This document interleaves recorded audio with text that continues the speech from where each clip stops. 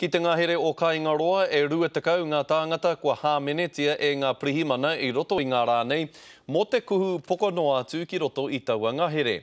E whai ake nei ko te pūrongo a Hinarangi Goodman. The focus of the operation was primarily in this area between Rotorua and Taupo.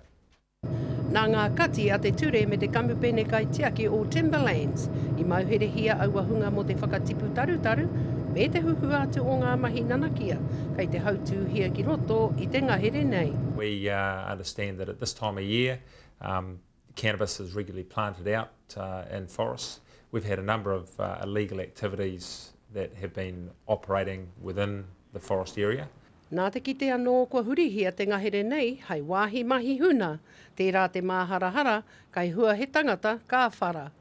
There's opportunity there within the bounds of the forests for people to conduct criminal activity. What we've clearly shown through this operation is that we are focusing on that and not making it a place where people can establish and set up to conduct criminal activity.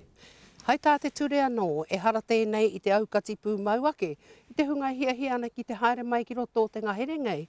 Engari he whakamaru ke I ngā rākau, koe hua noa ka pakaru mai he ahi. He whakamaru anō hoki I ngā kaimahi e whai manana ki te mahi I roto o tēnei ngahere.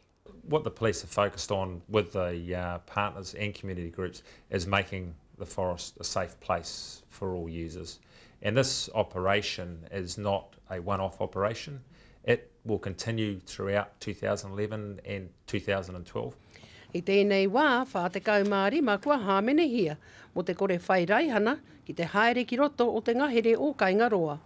Hoi he take nui tēnei kai roto I ngā ringaringa o Timberlands, te ture me ngā hāpori, huri noa I te ngahere o Kaingaroa. Ko Hinarangi Goodman, mō te karere.